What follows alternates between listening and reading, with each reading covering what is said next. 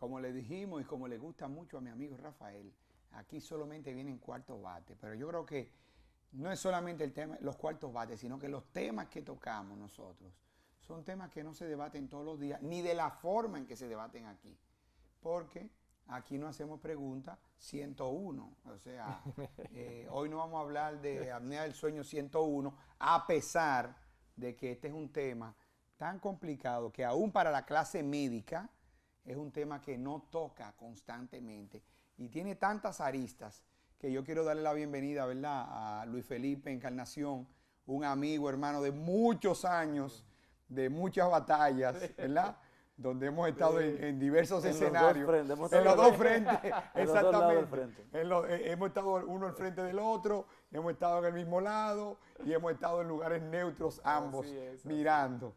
Pero nada, Luis Felipe, bienvenido a tu programa, asegure su salud por tendencias y claro, queremos ganar el tiempo. Los trastornos del sueño son tan variados. Normalmente pensamos que son trastornos más psiquiátricos que orgánicos. ¿Cuál es la realidad?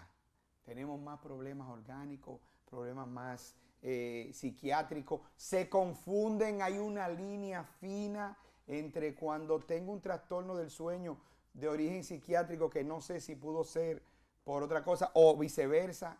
¿Cuál es la realidad de eso? ¿Qué Mire, tan frecuente?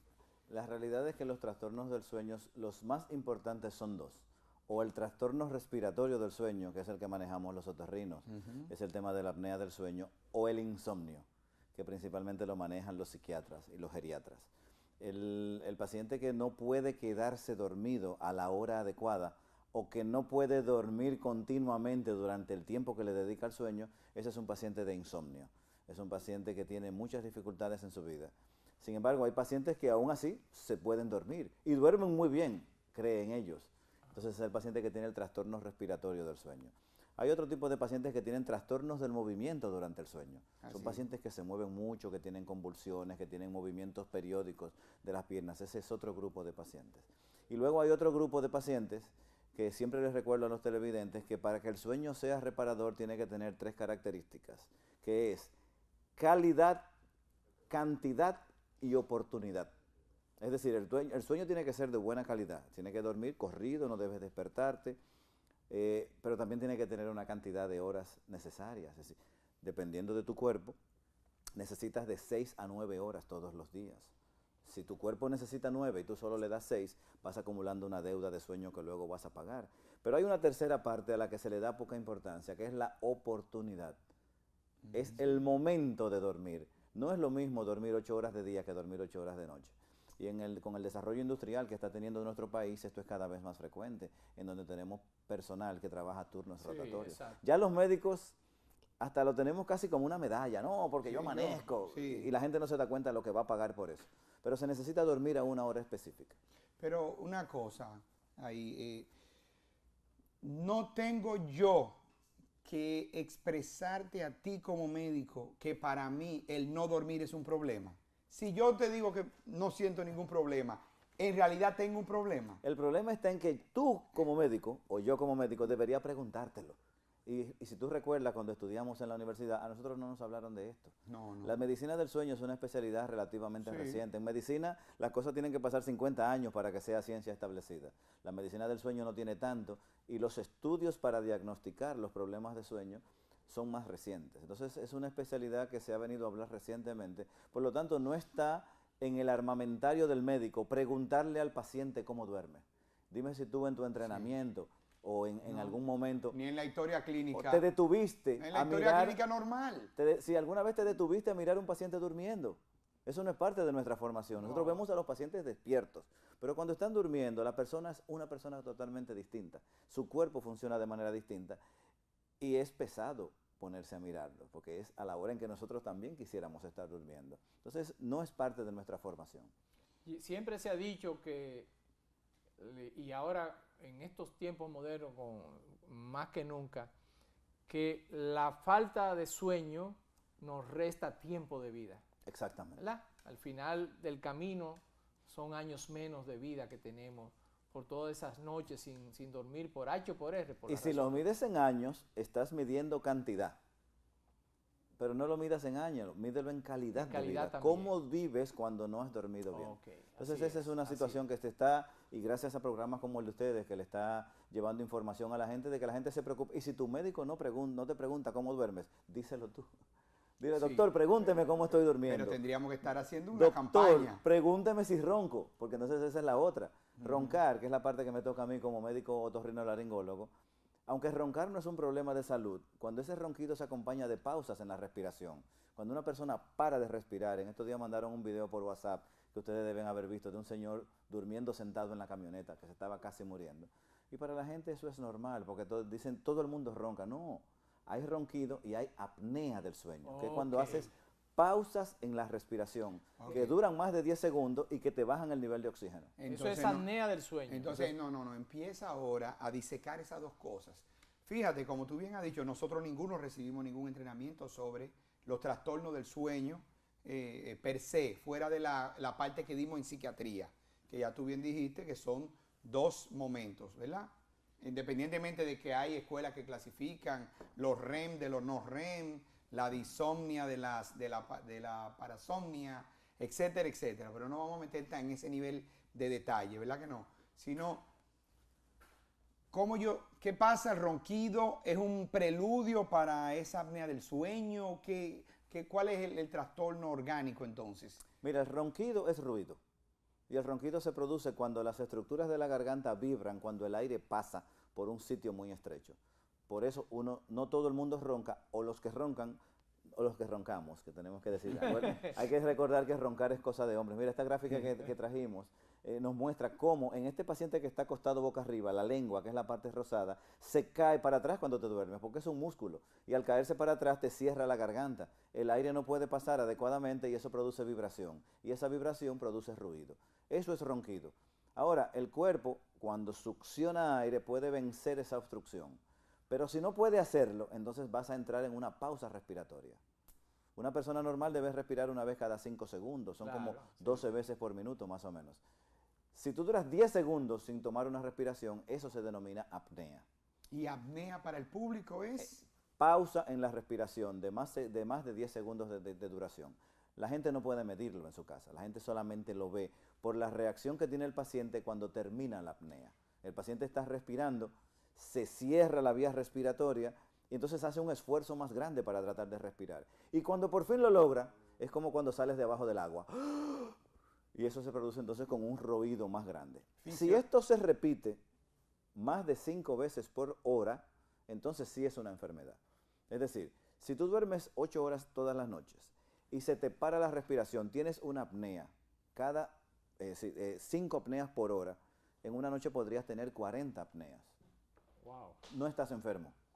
Tienes un problema social, tienes un problema de pareja, tienes un problema de convivencia, puedes tener un problema de autoestima, porque entonces todas las burlas del día siguiente van a ser contigo, que estabas roncando la noche entera, pero no tienes una enfermedad física. Ahora, si esas paradas respiratorias pasan de 40 todas las noches, más de 5 cada hora, entonces sí hablamos de una enfermedad que tiene muchísimas consecuencias. Antes de que hablemos de cómo medimos eso, cómo lo diagnosticamos y todo eso. O sea, pero una persona que no está durmiendo bien va a tener un trastorno durante el día, ¿no? Exacto. Y la apnea o sea, me está deprivando oxígeno, ¿qué es lo que está pasando? Mira lo que sucede. Para que la gente pueda te lo voy a entender poner un poco. Y sus consecuencias durante, Sí. como dice Te lo voy a Gustavo, poner en durante el día. términos de una conversación que ocurre entre el cerebro y el corazón. En el momento en el que te paras de respirar, no estás recogiendo aire, por lo tanto tus pulmones no tienen de dónde extraer oxígeno. El cerebro le manda una señal al corazón y le dice, corazón, la sangre que me está llegando no tiene suficiente oxígeno, mándame más sangre. ¿Qué hace el corazón? El corazón tiene que latir más Latir más rápido, rápido. pero el corazón también trabaja con oxígeno y lo estás poniendo a trabajar en déficit de oxígeno. El cerebro también le manda una señal a las piernas, a los brazos y a los órganos sólidos. Y le dicen, oigan, como no estamos haciendo ejercicio y estamos en reposo, esta sangre que ustedes tienen, mándenmela para acá arriba, que la necesito para sacarle el poco oxígeno que hay. ¿Qué hacen esas arterias y esas venas? Se exprimen. Entonces ahora las tuberías son más estrechas. Entonces tú tienes un corazón trabajando en baja de oxígeno, bombeando más rápido a través de tubos más estrechos. Venciendo una presión más alta. Entonces ahí te sube la presión. Entonces, por último, el último evento ya de todo esto, es que con el paso del tiempo, como el cerebro ve que se están produciendo tantas bajas de oxígeno, le dice a la médula ósea, médula, produce más glóbulos rojos que transporten el poco oxígeno que hay. Entonces tú le echas más glóbulos rojos a la sangre. ¿Qué le pasa a un jugo de zapote si tú le echas más zapote? Se pone más espeso. Entonces ahora el corazón, con lo que tú acabas de decir, tiene que bombear un líquido más espeso, más rápido, a través de tubos más estrechos y en baja de oxígeno. Consecuencia, enfermedad cardiovascular. Pero Bueno, entonces estamos viendo, fíjate. oye, que esto que parecía hasta a veces objeto de broma, tradicionalmente siempre el ronquido fue un asunto de relajo, de broma, y ahora nos hemos ido dando cuenta en los últimos años que no es solamente un problema quizá de relación familiar, ¿verdad?, entre personas, sino que es un problema para la salud del individuo que puede afectar y tener consecuencias para su vida, no solamente a largo plazo, sino también inmediata. Agrego yo, y tú me corriges, pero también al no dormir bien voy a tener una elevación del cortisol, ¿verdad? Y si tengo una elevación del cortisol, tengo un problema con el trastorno con la insulina, voy a tener probablemente una azúcar más alta, ¿sí o no? Exactamente. O sea que... Son muchas cosas, ¿eh? O sea Muchos trastornos. entendiendo la fisiología de todo. La gente no se da cuenta cuánto gira su vida alrededor de su dormir, alrededor de su sueño. Es decir, la vida gira alrededor del sueño. Si no duermes bien, eventualmente, en un extremo, el que no duerme se muere. Es decir, Sí, claro. el cuerpo humano no tolera sobrevivir mucho tiempo, no duran más de un año. Una persona, hay un tipo de enfermedad muy extraña que se llama insomnio familiar fatal. Son personas que por un trastorno genético, en un momento determinado dejan de dormir y mueren antes de un año. ¿Cómo diagnostican ustedes los especialistas este trastorno del sueño? Porque tú me dijiste que yo no veo a los pacientes, yo nada más los veo despiertos. Bueno, ¿Qué hacemos? Acuérdate de algo que nos enseñaron en la universidad. Las únicas enfermedades que puedes diagnosticar son las enfermedades de las que te acuerdas. Y la que conoces. Si tú te sabes 5 enfermedades, puedes ver 300 pacientes y todos tienen que caer entre una de esas 5. Entonces tienes que agregar esta, que sea la número 6. Entonces hay que preguntarle a los pacientes si roncan. Hay que preguntarles a los pacientes cómo duermen. Hay que preguntarles si se consideran... Bien, doctor, duermo mal, tengo todo eso, ayúdeme, ¿qué es lo que voy a ver? ¿Cómo Entonces, vamos a averiguar eso? Faltan más preguntas. Tengo que preguntarte si roncas para saber cómo respiras. Tengo que preguntarte si duermes mucho, si te mueves mucho cuando estás durmiendo, a qué hora te acuestas, a qué hora te levantas. Y cuando te levantas por la mañana, ¿cómo te sientes con relación a lo que dormiste? Porque hay personas que duermen 8 horas y dicen, doctor, pero es que yo dormí 8 horas y sigo cansado, sigo con sueño. Sí. Y es porque cuando hablamos de la fisiología del ronquido y de la apnea, hablamos por el lado cardiovascular, pero no hablamos por el lado neurológico. Cada vez que tienes una parada respiratoria, el cerebro te despierta para no dejarte ahogar. Y suponte que tú tienes 40 paradas respiratorias en una noche, te despertaste 40 veces. Y 40 veces que te despertaste, no puedes llegar a profundizar en los niveles de sueño que se necesitan. Que probablemente entonces, no estuviste consciente de esas 40 fíjate cómo lo que dijo Rafael tiene una importancia capital inmediatamente al día siguiente. Esa persona que no durmió bien, suponte que es chofer de una guagua. Y en el periódico está, no lo trajimos para hoy, pero lo podríamos haber traído, por lo menos 3 accidentes en donde el chofer se durmió y murieron pasajeros. Suponte que ese chofer es chofer de un vehículo de combustible. Ahí mismo en la Plaza de la Bandera ya ha habido por lo menos 3 choques en donde el chofer cargando combustible se durmió. Suponte que ese paciente que no durmió bien es un estudiante, un niño. No se queda tranquilo en el colegio porque a los niños no les da tanto sueño. Lo que hacen es que se aceleran. Sí. Pero si no está tranquilo, no aprende. Si no aprende, se atrasa en el colegio y eso tiene consecuencias para su vida laboral. Entonces, es más complicado. Doctor, yendo al punto, ¿y entonces qué podemos hacer? ¿Cómo se trata esto? Lo primero es diagnosticarlo. Y la pregunta que hizo Gustavo era muy buena. El diagnóstico primero se hace por la historia clínica y luego se hace con el estudio del sueño. Hay que mirar a los pacientes durmiendo. El paciente tiene que dormir en un laboratorio toda una noche, desde las 9 de la noche hasta las 7 de la mañana, en donde va a estar conectado a una máquina que tiene como 24 electrodos, que va a registrar cómo funciona tu cuerpo mientras estás dormido. ¿Pero lo tenemos aquí ese laboratorio? Sí, existe. Sí. Aquí en el país tenemos desde hace muchísimos años el doctor Jorge Marte Báez, que es neumólogo, un maestro de la medicina dominicana, pionero en estudios de la medicina del sueño, el doctor Alexander Joubert, luego yo desarrollé mi laboratorio, ya hay como 5 laboratorios y se está desarrollando cada vez más el estudio de los problemas del sueño. Tú tienes Somnia, ¿no? Es tu clínica. Sí, el laboratorio del sueño, Somnia Clínica del Sueño. Somnia Clínica del Sueño. Pero entonces pones el paciente y el equipo hace una medición. El equipo registra segundo a segundo todo lo que va pasando con tu cuerpo. Mientras tanto, un técnico amanece en claro mirando la pantalla para anotar cualquier evento. Luego de ahí nos van a salir 960 páginas de información. Eso es procesado por una computadora que nos va a sacar una estadística y nos va a decir, entre muchas cosas, son como 9 páginas de resumen, cuántas veces te paras de respirar durante la noche, cómo funcionan los niveles de oxígeno, cómo funciona tu corazón cuando estás de noche, cuál es la profundidad de los niveles de sueño que tienes, si tienes movimientos, qué tipos de movimiento, con qué frecuencia. Y con todo esto presentamos un panorama en el que entonces podemos tomar decisiones. Tratamientos, que es lo que me preguntabas antes, Rafael, que cómo se manejan. Hay pocos.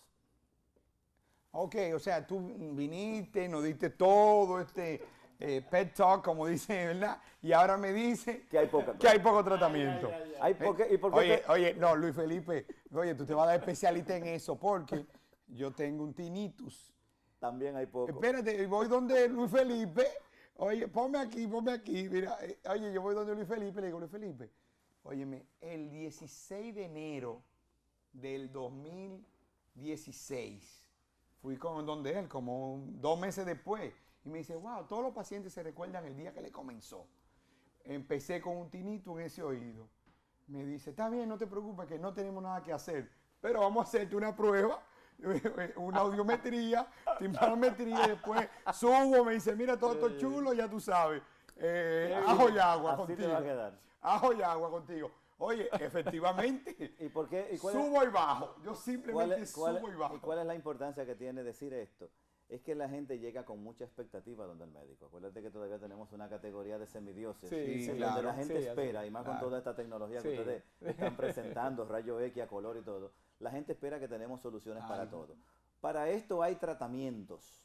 Entonces, si yo te hablo de tratamiento, no te estoy hablando de que te voy a curar. Si tú sufres de la presión, la pastilla es de por vida. Si tú sufres del colesterol, es de por vida. Si tú sufres de azúcar, es de por vida. Entonces, para esto es una enfermedad que vas a tener siempre.